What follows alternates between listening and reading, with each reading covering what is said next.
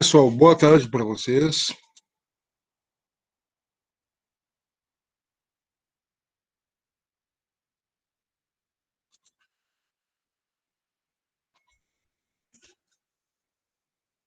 Peço para quem está chegando agora que coloque o nome no chat, por favor, para eu poder marcar presença. Então, depois eu vou conferir, as imagens somem e não dá tempo de anotar o nome de todo mundo. Se eu ficar anotando agora, daí eu perco um tempo precioso. Desculpa o atraso aí, mas meu computador resolveu brigar comigo hoje. Um monte de vírus aí. Eu vou ter que limpar ele na semana que vem. Então tá, vamos lá. Né? É o seguinte, pessoal. Já vou começar a compartilhar a tela aqui com vocês, tá? Nós vamos falar hoje mais dos aspectos econômicos da zona rural. E tal como nas outras aulas que a gente falou de população, que a gente falou de sociedade na zona rural, a gente começa da escala mundial, vai para a escala do Brasil, depois vai para as escalas aí regionais, né? E depois, finalmente, a gente chega na zona rural, tá? Tem que ser assim, porque tem que ter uma integração com o globo. Legal? Então, agropecuária brasileira, né? Legal? Então, o que é isso? Como é que funciona? Seguinte, ó, aqui a gente tem, vamos ampliar essa imagem,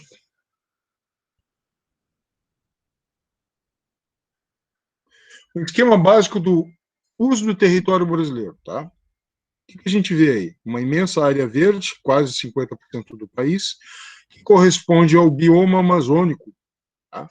E depois nós temos aqui uma área marrom, mais clara, que corresponde à pecuária extensiva, agricultura extensiva, né? O que é extensiva? Quer dizer extensa, quer dizer que ela ocupa uma extensa área. Cada propriedade ocupa uma extensa área. Na medida que a gente vai chegando mais para os centros econômicos do país, São Paulo, Rio de Janeiro, região sul, litoral nordestino, essas propriedades vão se tornando menores. Então, a agricultura vai se tornando intensiva, tenta se produzir mais em áreas menores. Tá? E aqui a gente tem algumas manchas marrons, que são de agricultura, marrom mais escuro, comercial. E percebam que elas têm umas penetrações assim, ó, dentro da floresta amazônica, né? Isso aqui corresponde ao que a gente chama de fronteira agrícola. Observem que ela faz um arco em torno da Amazônia, né? A gente vai entender por que isso ocorre, como que isso aí poderia ser evitado, etc. e tal, tá? Aqui a gente tem um mapa dos solos do Brasil. Tá? Isso aqui é só para mostrar a diversidade, né? Nós temos um predomínio de solos mais férteis do centro do Brasil em direção ao sul, onde, há centenas de milhões de anos atrás, ocorreram derrames de lavas vulcânicas. Essas rochas de origem vulcânica se erodiram, dando origem a solos extremamente férteis. Mas, de modo geral, no Brasil, devido a intensas chuvas, tem muita erosão laminar, uma erosão superficial no solo. E essa erosão desgasta o solo, levando a camada de nutrientes embora. Então, áreas muito chuvosas, como o território brasileiro, elas geralmente têm solos pouco férteis. E isso parece contraditório, uma vez que a agricultura brasileira é considerada uma das mais produtivas do mundo. Pois bem, essa produtividade elevada, ela depende de uso de incentivos químicos, produtos químicos, né? Os chamados agrotóxicos. Eu não gosto muito do termo agrotóxico, porque ele é um termo carregado de juízo de valor, ele já está dizendo que o troço é ruim. E ele é ruim quando ele é mal utilizado, quando a quantidade dele é excessiva, quando a aplicação dele é errada, né? Então depende o agrotóxico, depende o uso dele, daí pode ser algo nocivo ou não. Então prefiro o termo produto químico, simplesmente, que dá uma noção mais neutra, né? Depende de como ele é usado, ele pode ser tóxico ou não, né? Bom, o que a gente tem aqui, tá? Nós temos aqui uma área marrom escura, que corresponde às florestas, legal? Uma área mais cinza, que corresponde à criação extensiva e policultura, que quer dizer policultura, vários cultivos. Uma área lilás, que é só de criação extensiva, gado criado bem solto, legal? Uma área de. Peraí, só um pouquinho que eu vou ter que abrir lá agora. Vou voltar para o mapa.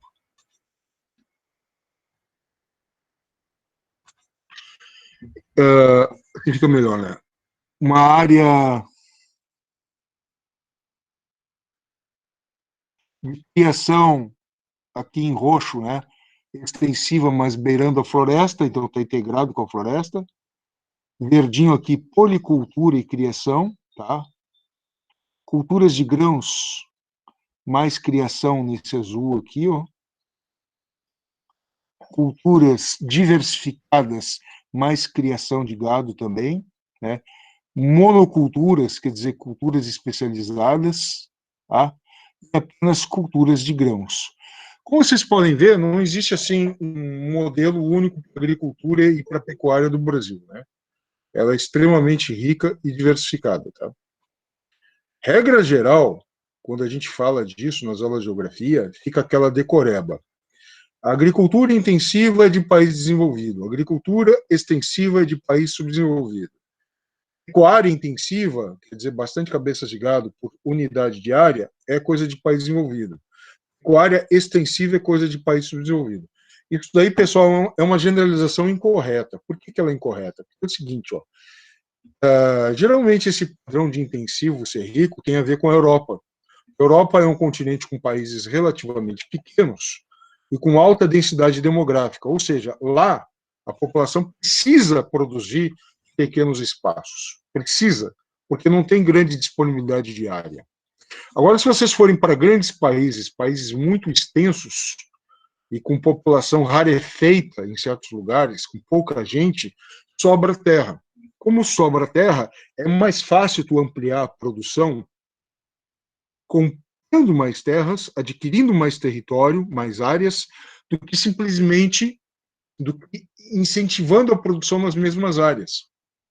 Por isso que, se, por exemplo, vocês forem para os Estados Unidos, para o meio oeste, vocês vão ver lá o cinturão dos ranchos, onde eles têm a pecuária deles, né, o ranching belts.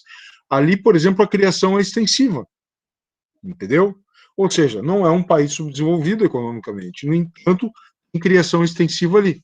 Da mesma forma, aqui, por exemplo, na região do Pantanal, é lógico e sensato ter criação extensiva, porque aqui tu tem uma população muito pouco densa e tu tem uma grande disponibilidade de terra. O regime hídrico aqui, né, depois das chuvas, sobe muito o nível do rio, tu tem que levar o gado para as partes mais altas. Então, realmente, o gado aqui tem que andar grandes extensões. Já se eu tiver aqui próximo a São Paulo, Minas e sul de Minas e Rio, onde tem muita gente, a densidade demográfica é elevada, a terra se torna escassa. Portanto, é mais lógico aqui eu aumentar a minha produtividade, introduzindo novas tecnologias nas mesmas propriedades, ou seja, não aumentando a área e aumentando a produção por unidade de área, né? Aí a produção aqui se torna intensiva. Só nada mais é isso que eu estou falando para vocês do que a chamada lei da oferta e da procura. Quanto maior a oferta de um determinado bem, terra, se torna mais barato, então daí a gente compra mais. Quanto menor a oferta de um determinado bem, por exemplo, a terra, se torna mais caro, então eu não vou comprar mais terra para produzir, eu vou tentar produzir mais nas mesmas áreas que eu tenho, tá certo? Então, assim, normalmente a gente acha que criação ou produção extensiva é coisa de pobreza e intensivo de riqueza, né? Mas isso é relativo. Por exemplo, na Índia, um país muito pobre, com muita gente abaixo da linha da pobreza, e, no entanto, como tem a segunda maior população do globo lá, num território que não é tão grande, tu tem pequenas propriedades. A produção é intensiva, mas a população é pobre, tá? Portanto, cuidado com essas generalizações. E como o Brasil é muito extenso, ele é muito grande e muito diversificado, mais importante do que a extensão do Brasil é que ele é muito diversificado. A realidade muda muito de região para região, muda muito de estado para estado. Por exemplo, o próximo gráfico aqui. Vamos dar uma olhadinha aqui. O que a gente observa aqui? Ó? Primeiro gráfico, número de estabelecimentos agropecuários por unidade da federação. E o segundo, área dos estabelecimentos por unidade da federação, comparando o ano de 2006 com o ano de 2017. Por exemplo, em 2006, o estado da Bahia tinha cerca aqui de 750 mil estabelecimentos agropecuários. Em 2017 ficou a mesma coisa, mudou.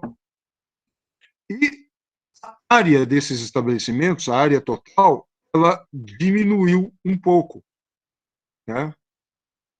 Então, diminuiu a área e manteve o número de estabelecimentos, provavelmente porque alguns estabelecimentos cederam terra para o Estado comprou deles, talvez uma grande obra hidrelétrica tenha sido construída em algumas áreas, aí o Estado acabou indenizando os proprietários, comprando a área deles, diminuiu o tamanho da área, né? Mantendo o mesmo número de estabelecimentos. Já Minas Gerais aumentou o número de estabelecimentos. E aumentou o tamanho das áreas. Como que pode isso? Provavelmente, algumas áreas que não eram agricultáveis se tornaram agricultáveis. Como é que eles transformaram isso? Talvez com irrigação. O norte de Minas Gerais tem o mesmo clima do sertão nordestino. Então, com irrigação, amplia as áreas agricultáveis, né? Ao mesmo tempo que aumentou o número de estabelecimentos. Já outros estados, como o Rio Grande do Sul, observe aqui, ó, caiu o número de estabelecimentos, tá vendo? E ali, olha ali embaixo, o Rio Grande do Sul, aumentou um pouquinho o tamanho da área. Provavelmente, alguns proprietários compraram terras de outros que foram embora, venderam seus estabelecimentos e, portanto, diminuiu o número de estabelecimentos. Para onde que foram essas pessoas? Ou para outros estados, normalmente o centro-oeste, ou o norte, ou cidades, né? O Mato Grosso aqui é um caso bastante característico, ó, veja que não aumentou muito o número de estabelecimentos, mas aumentou bastante o tamanho da área, né? Então, provavelmente, alguns estabelecimentos incorporaram novas áreas, tornando fazendas maiores ainda. Então, o que a gente observa aqui com esses gráficos? Que a realidade brasileira é diversificada. Ela não cabe num modelo único de explicação, entendeu? Então, aquela história que a gente vê nas questões de vestibulares, a concentração de terras está aumentando no Brasil, o agricultor é expulso da sua propriedade, está indo. Isso correspondeu a uma determinada época do Brasil, feita uma generalização muito grande por um território nacional que é bem diferenciado em cada pedaço. Agora, uma coisa que é importante a gente observar é o modelo de produção agrícola, tá? Nós costumamos separar agricultura familiar de não familiar. A familiar, como diz o próprio nome, ela tem uma família produzindo, não são empregados, né? Não é a relação de trabalho assalariado. Eu dou um salário para o meu filho. Não, eu divido minha renda com a minha família, né? Então, nós temos agricultura familiar correspondendo a 23% da área agricultável do Brasil. E 77% é não familiar, é que utiliza empregados. Então, aqui é esquema de empresa rural. Elas são propriedades maiores, ocupam uma área maior. Tá? E esses 77% de agricultura não das áreas que são agricultura não familiar, corresponde a apenas 23% dos estabelecimentos. Tá?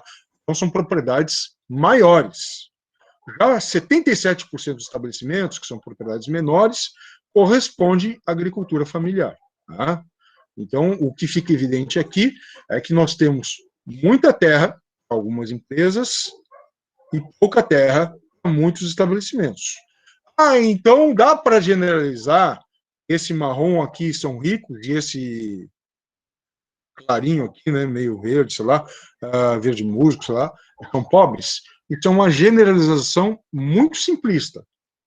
Realmente, claro, se tu pegar o geralzão, a empresa rural, ela mexe com mais dinheiro do que a unidade familiar. Mas isso não quer dizer que a família, considerando família, ela vive mal. Depende da região do Brasil. Vamos entender melhor aqui para frente. Olha, vamos ver aqui o que aconteceu entre 2006 e 2017. A agricultura familiar, ela diminuiu o número de estabelecimentos, tá? Ou seja, ela talvez tenha diminuído diminuiu de área só 0,5%. Se diminuiu o número de estabelecimentos em quase 10% e a área só em 0,5%, significa que houve uma concentração de propriedades aí. Algumas famílias compraram terras de outras, né? Tá? E diminuiu quase 18% do pessoal ocupado. Por quê? Porque a população aumenta, as famílias ficam mais numerosas, surgem outras famílias a partir das anteriores, né? Geração após geração. E essas famílias, esse pessoal ocupado aqui, provavelmente foi para cidades. Aqueles que ficaram ali nas unidades familiares utilizaram mais tecnologia, começaram a trabalhar com menos gente. Então, veja que há uma transformação da agricultura familiar, não significa necessariamente empobrecimento. Pode estar havendo aqui mais inversão de capital, mais tecnologia, tecnologia de maquinário, tecnologia de produtos químicos, tá? Diminuindo o número de pessoas ocupadas, o que não significa diminuição da renda. Diminuindo o número de estabelecimentos, mas não necessariamente na área da mesma proporção. Isso quer dizer que a agricultura familiar pode estar aumentando um pouquinho de área. Já a agricultura não familiar, ela aumentou 35% o número de estabelecimentos. Por quê? Ela está ficando pequena? Não. É porque ela está aumentando em áreas onde antes não havia agricultura. Ela aumentou em 16,4% o pessoal ocupado. Ah, então isso aqui quer dizer que tem mais gente sendo explorada. Vamos mudar a palavra? Ao invés de explorada, coloca empregada. São pessoas que, ao invés de estarem migrando para a cidade, morando em periferias urbanas, estão trabalhando em zona rural. Dependendo do lugar que eles estão trabalhando, eles ganham mais. Dependendo do lugar, eles ganham menos. Né?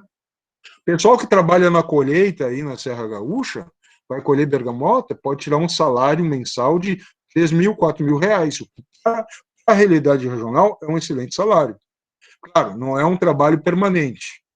Não tem 13º salário, não tem férias, não tem essas coisas. Tá? Mas é um trabalho que tem todo ano, e o cara ainda tem aposentadoria rural, que ele ganha em paralelo, percebeu? Então, a realidade brasileira é muito diversificada. E as áreas aqui, ó, da agricultura não familiar aumentaram em 7,1% no país, nesse período considerado aqui, ó. Tá? Legal? Mais ou menos uma década, né? Aqui tem um gráfico muito usual nos livros de geografia, nas questões de vestibular, né? Ele é um gráfico que eu acho complicado, mas tem algumas informações importantes aí. Ele coloca o título de agricultura camponesa versus agronegócio. Não existe assim, sabe? Porque a ideia de camponês como uma classe é uma ideia um pouco antiga, porque hoje em dia, nós vimos aqui, ó, tem muita gente que não está mais trabalhando na agricultura familiar, mas isso não significa que ela não tenha mais vínculo com a família. Ela pode estar na cidade, num açougue. Ela pode estar na cidade, numa venda, num mercadinho, trazendo produtos do campo. Então, ela não está mais lá na produção agrícola, mas ela tem ligação com a produção agrícola. Então, essa ideia aqui de que é todo mundo camponês no campo é uma ideia que já não corresponde mais ao século XXI. Nem ao século XX ela era mais válida. Né? É uma ideia, é uma terminologia lá do século XIX. Por quê? Porque daí tu opõe o camponês ao agronegócio, como sendo o agronegócio o grande empresário capitalista do campo. Mas agronegócio não é só isso. O agronegócio não é só a produção agrícola do campo de grande porte. O agronegócio é a produção agrícola de grande porte, mas que também pega a produção da unidade familiar, é o caminhoneiro que leva a produção para a cidade, é o cara que trabalha num silo para armazenar o alimento, é o cara do supermercado que pega o alimento do interior, é o porto que faz a estocagem do alimento e leva para o exterior. Então, o agronegócio é tudo aquilo ligado ao setor primário, mas que não se limita à agricultura e à pecuária. Né? Então, está dizendo aqui, 14% do crédito, o dinheiro que os bancos usam para financiar, vai para a agricultura camponesa, e 86% para o agronegócio. Parece injusto isso, mas é que o agronegócio ele movimenta mais dinheiro, então ele capta mais crédito para continuar produzindo. Né? Então, aqui, ó, 74% da mão de obra no campo está na agricultura camponesa. E o agronegócio só 26%. Né? Se tu pensar só na agricultura, ok. Só que o agronegócio não é só agricultura, entendeu? Então, o agronegócio aqui produz só 30% da comida que vai na mesa do brasileiro. E 70% vem da agricultura camponesa. Sim, só que esses 30% aqui, ó, são responsáveis por gerar renda para a grande maioria dos brasileiros, ter dinheiro para comprar isso daqui, ó. Então, um não vive sem o outro. E esse tipo de visão aqui, ó, é uma visão que eu não gosto, mas eu estou colocando aqui para vocês verem o que rola por aí. É uma visão chamada de jogo de soma zero. O que é jogo de soma zero? Para eu ganhar, alguém tem que perder. Para um de vocês ganhar, o outro tem que perder. Na economia não é tão simples assim. Existe uma coisa chamada cadeia de produção. Alguns ganham mais, evidentemente, mas sem esses ganharem, os outros das escalas intermediárias e de baixo também não ganhariam, entendeu? É que quando a gente pensa em agronegócio, tem que pensar em tecnologia. E tecnologia tem que pensar em muita geração de emprego da planta até a mesa do consumidor. Né? Indústria aí no meio que só existiria se tivesse agricultura antes. Por exemplo, indústria de processamento de alimentos. Né?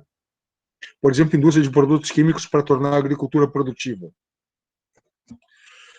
Distribuição populacional. A gente já viu isso aqui em outras aulas, né? Mas por que é importante enfatizar isso? Porque imagina aqui uma propriedade de 10 hectares. Né? 10 hectares, por padrão agrícola, não é tão grande. Mas 10 hectares aqui, ó, nessa região muito densa, muita terra. O valor da produção que eu tiver aqui em 10 hectares vai ser muito maior do que aqui, perto de Cuiabá, no Mato Grosso. Né? Porque aqui o centro comercial ele não é tão grande, então não vai ter tanta valorização pela minha produção quanto aqui. Entendeu? Aqui minha produção vai valer mais. Então, o tamanho da área não quer dizer necessariamente o valor da renda produzida. Depende de onde eu estou localizado. Né? Por exemplo, são de frutas, morangos, aqui na Serra Gaúcha, um alto valor. Se eu tiver com isso aqui no Pará, não vai valer muito. Vou estar distante do centro consumidor, aqui em Belém do Pará, aqui em Manaus, no Amazonas. Né? Então, a minha produção ela vai ser menos valorizada. Não é que as pessoas vão dar menos valor, é que o poder aquisitivo aqui também é menor. Né? Eu vou ter que ter uma propriedade muito maior, produzir muito mais para conseguir o mesmo valor, a mesma renda, desculpe, obter a mesma renda, de um cara aqui na Serra Gaúcha, de um cara aqui no eixo Rio-São Paulo, entre as duas metrópoles brasileiras, de um sujeito aqui perto de Brasília, de um sujeito aqui perto de Salvador, ou Fortaleza, entendeu? Aqui, minha produção agrícola, ela vai ser mais valorizada. Eu estou perto de centros com maior capacidade de consumo. Então, portanto, o tamanho da área por si só e não mostra onde há pobreza, onde há riqueza. Só para ter uma ideia de como isso é desproporcional, né? Isso aqui é uma anamorfose, um mapa onde a densidade demográfica está representada por um tamanho de área. Aqui está o mapa real, ninho aqui tá. E aqui, por exemplo, vocês têm uma noção de maior concentração populacional, correto? Aqui é como se esse mapa de densidade demográfica fosse feito a partir do tamanho da densidade, a densidade representando uma área. Então, aqui está o Sudeste, isso daqui é a Bahia, aqui está o Nordeste, aqui está o Sul. Né? E essa coisinha fina e comprida que parece um rabicho seria a densidade do norte do Brasil, bem pequena, porque tem pouca gente por quilômetro quadrado aqui. Né? Então, obviamente que se eu tiver com a minha propriedade agrícola aqui no Sudeste, ou aqui em áreas populosas do Nordeste, ou aqui no Sul, a minha produção vai valer mais. Por quê? Vou ter mais gente. E o que tem a ver mais gente? É mais consumidor. Mais consumidor, meu produto passa a valer mais. Né? Então, entender melhor isso. Isso aqui é um mapa dos que a gente já viu na semana passada. Né? Aqui em vermelho nós temos os municípios onde a população rural é maior, correto?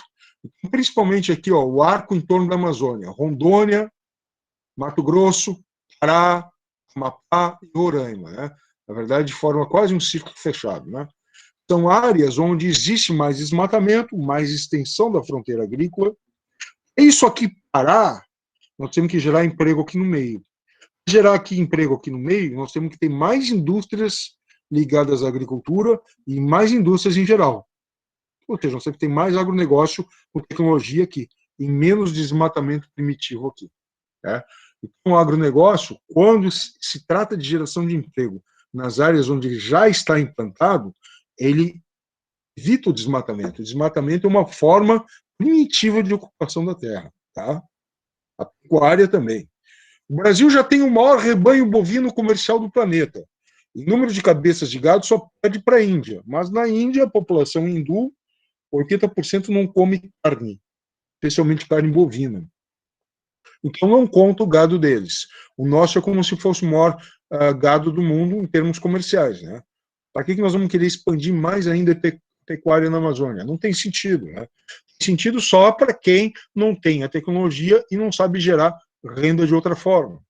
Mas se o agronegócio expandir aqui no centro, no Nordeste e no Sul do Brasil, essa galera que está aqui, migrando para cá, a população rural, volta a migrar para essas regiões.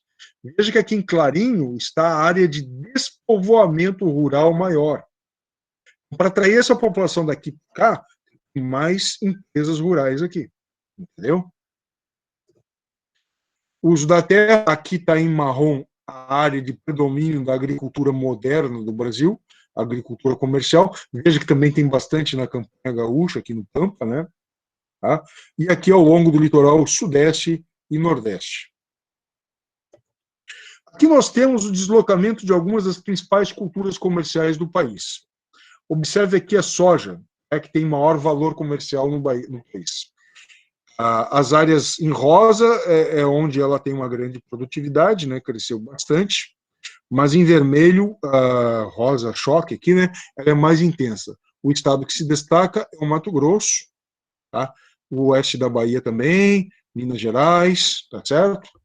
E a soja, o interessante sobre ela, pessoal, é que ela é uma cultura de clima frio. Ela é do norte, originária do norte da China, de clima temperado frio. Mas a empresa brasileira de pesquisa agropecuária, chamada Embrapa, ela, desde os anos 70, ela fez adaptações climáticas da soja, adaptações da soja ao clima tropical.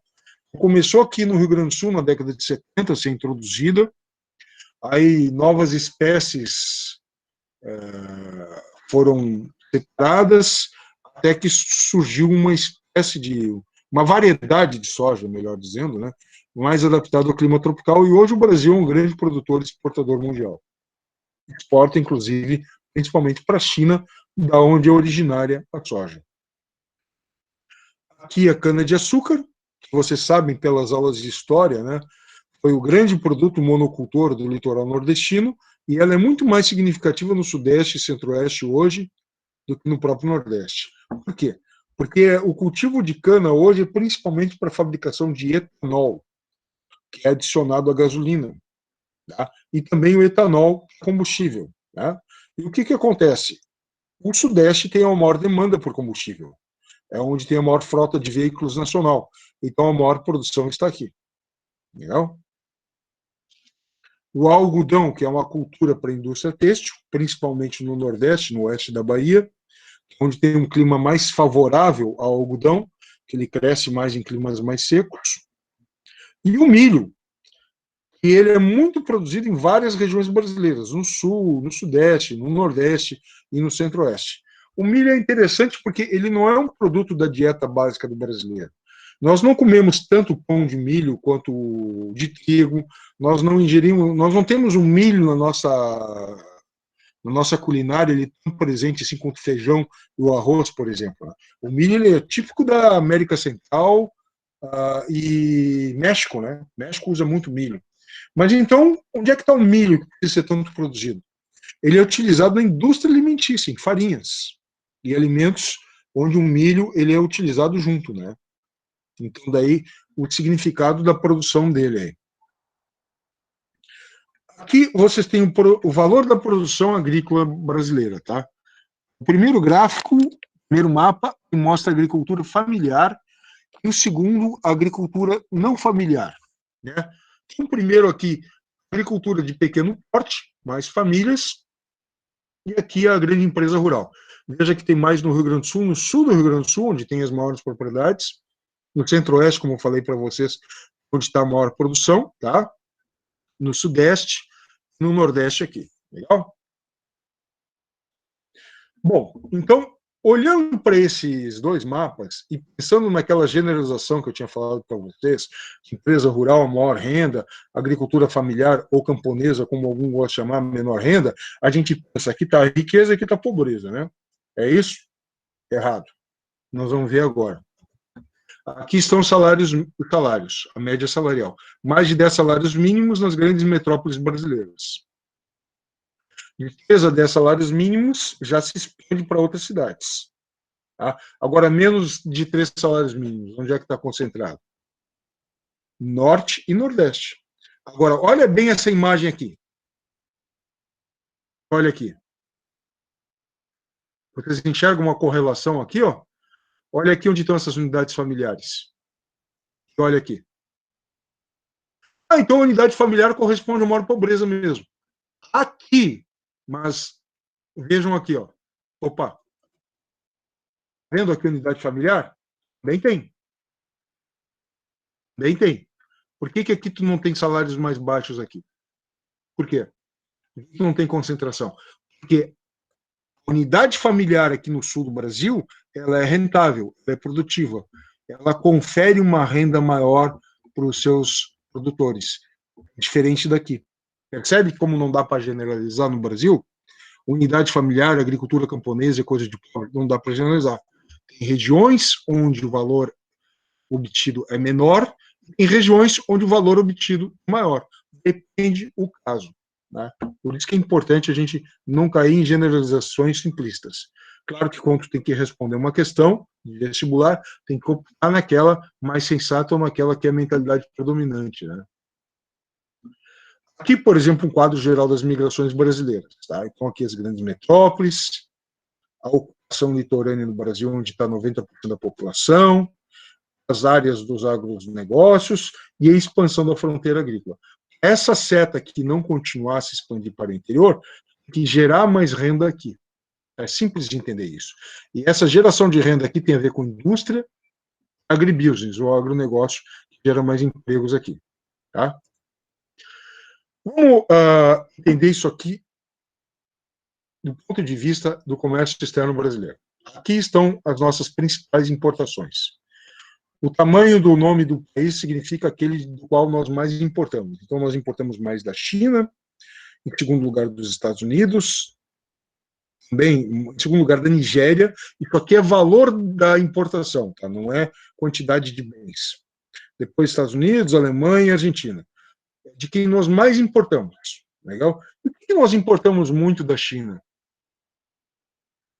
Peças de veículos, telefones. Dos Estados Unidos e da Alemanha, medicamentos, carros, da Alemanha. Da Argentina, muito produto agrícola como trigo. E da Nigéria, o que nós importamos muito? Não está aqui, mas é petróleo. Petróleo para a produção de combustíveis. Tá? Observa que o maior valor importado, o maior valor gasto na importação em 2016, 4,89 bilhões de dólares, correto? Em peças de veículos. É o que custou mais caro para nós em 2016. Provavelmente em 2021 vai ser isso aqui, ó, medicamento, em função das vacinas que nós estamos comprando, que são bilhões de dólares. Tá? Mas observe aqui, ó, 4,89. Marcou bem esse valor? Agora vamos para exportações. Olha aqui, ó, 26,7 em soja exportada. Ou seja, um produto que nós exportamos, que é a soja, um produto, ele vale, isso em 2016, 2017, 2018, mais de 5 vezes mais o que nós mais importávamos em 2016. Percebe a importância disso aqui? Dá para dizer, então, aquela generalização, exportador de produto agrícola é coisa de subdesenvolvido? Dá para dizer? Pessoal, não dá mais. Agronegócio é renda, emprego é capital. Tá? Ah, mas seria bom que fosse mais produto industrializado. Concordo, seria bom. Mas é importante mostrar que isso aqui, ó, não é uma coisa dispensável. É importante para a economia brasileira. É importante para a geração de empregos brasileiros. Açúcar também, nós exportamos muito.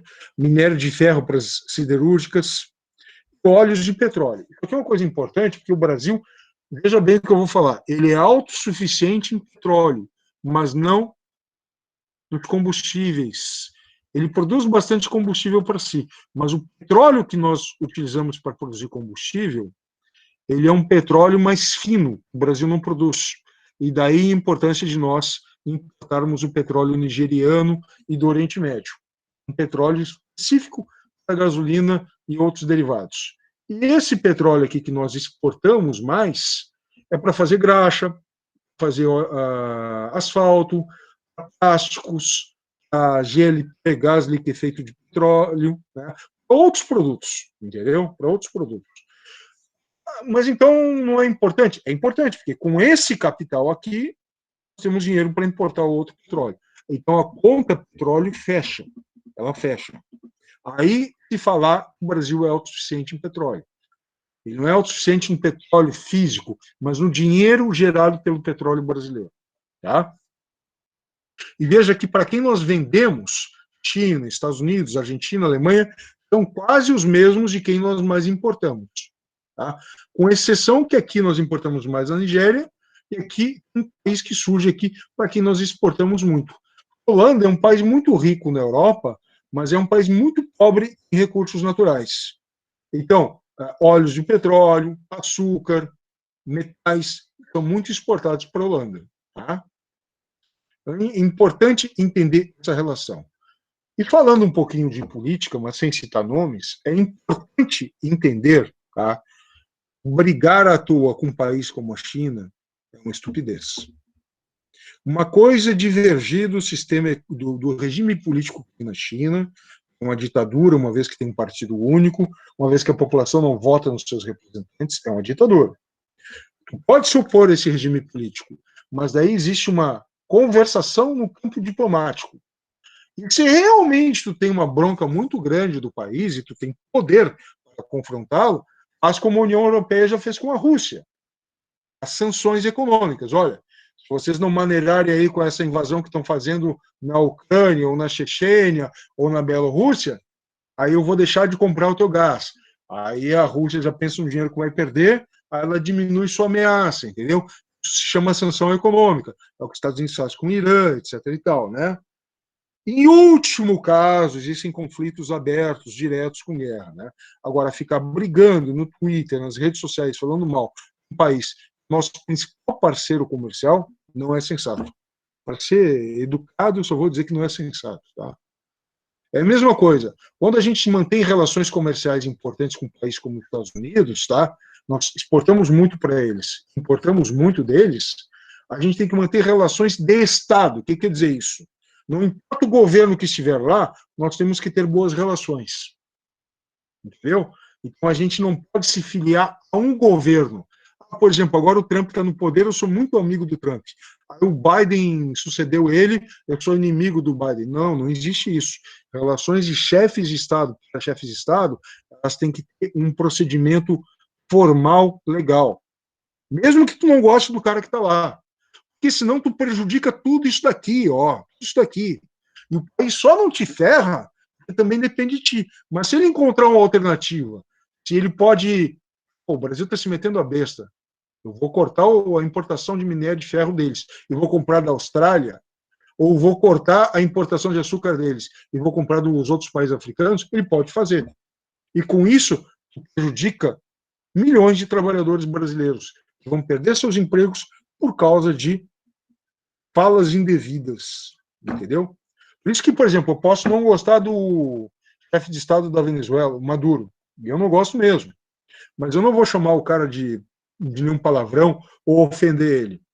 Eu sou, como cidadão, eu posso falar o que eu quiser aqui, mas como chefe de Estado, eu sou representante do Brasil, então eu tenho que tratá-lo pelo nome oficial do cara.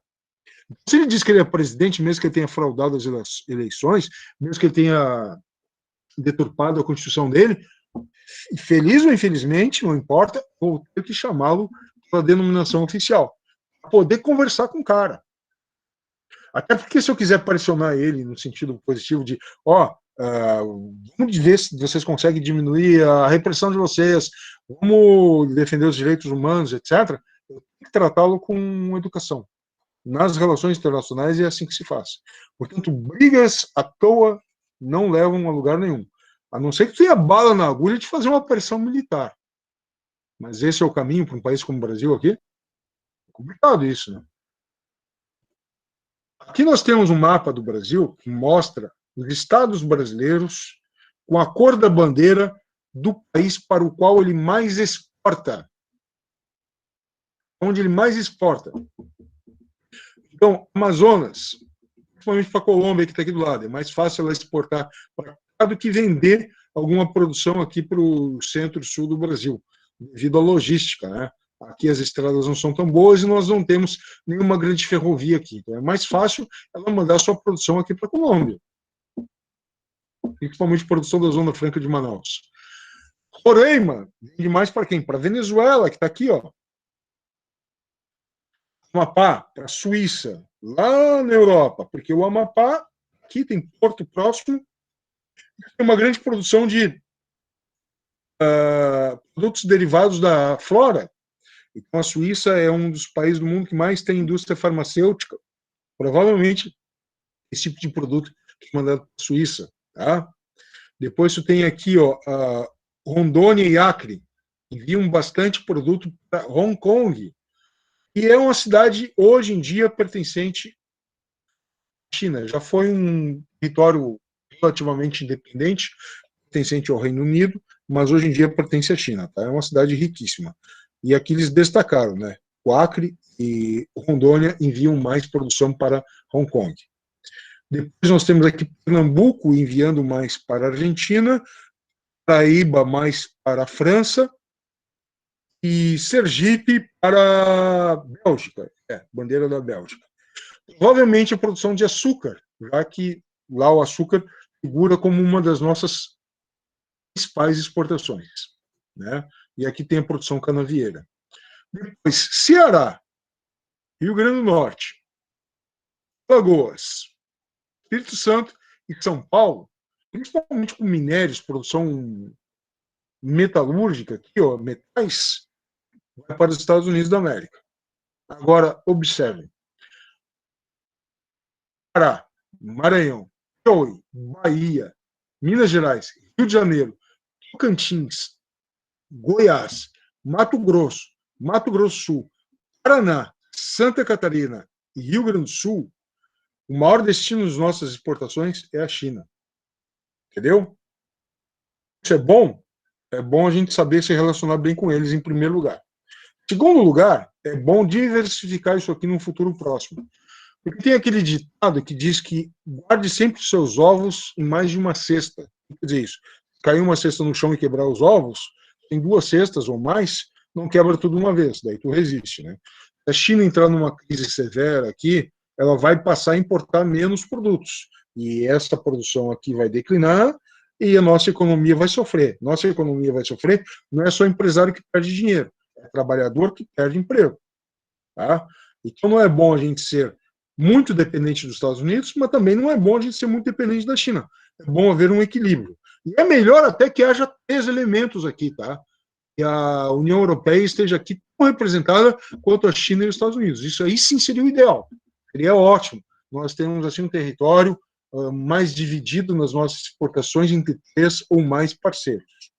Um país que dá para a gente perceber aí que está crescendo economicamente e que ele tende a ter um papel importante e relevante como a China no futuro próximo, e portanto era importante a gente já estar atento a isso e fazer ligações com eles, comerciais, diplomáticas, culturais, a Índia, que é a segunda maior população do globo. Ah, professor, mas a Índia tem muita população pobre. Realmente. Mas para pensar da seguinte forma, tá? Assim como qualquer país do mundo, a Índia tem as suas divisões em classes. A Índia tem mais de 1 bilhão de pessoas. O que é uma classe média na Índia? Cerca de 200 milhões de pessoas. 200 milhões de pessoas é quase a população inteira do Brasil inteira. Então, se tu tem uma penetração com propaganda, com produtos brasileiros dentro de um país como a Índia, tu consegue entender o impacto econômico positivo que isso teria no Brasil? Consegue entender isso? Tu consegue entender que boa parte do que o São Paulo manda para os Estados Unidos é suco de laranja concentrado? o norte-americano consome muito suco de laranja. E se a gente conseguisse fazer uma propaganda comercial com apoio do governo brasileiro, pagando horário, comprando horário pago na TV indiana, mostrando os benefícios do café, e que cada indivíduo da classe média indiana, 200 milhões de pessoas, consumisse um cafezinho por dia, sabe o que ia acontecer? Ia faltar gente para trabalhar na cafeicultura brasileira. Ia faltar gente para trabalhar na indústria de produção de café. E nós não vamos dar conta de tanto emprego que ia ser gerado aqui. Então, é importante lembrar que o agronegócio é uma coisa conjunta. Beneficia a diferentes classes sociais, beneficia a agricultura comercial, que é não familiar, beneficia a agricultura familiar. Tá? Então é importante a gente ter essa visão de conjunto da sociedade. Legal? É isso aqui. Deixa eu ver aqui o que faltou mostrar para vocês.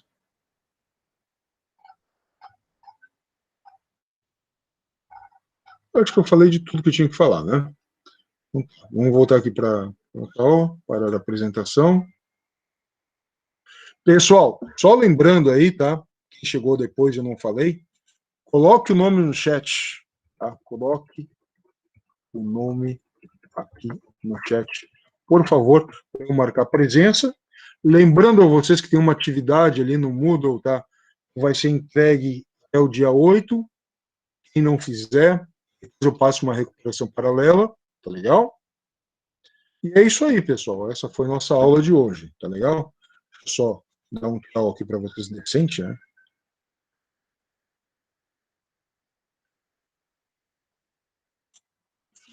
Tudo bem, então, pessoal. Um abraço para todos aí.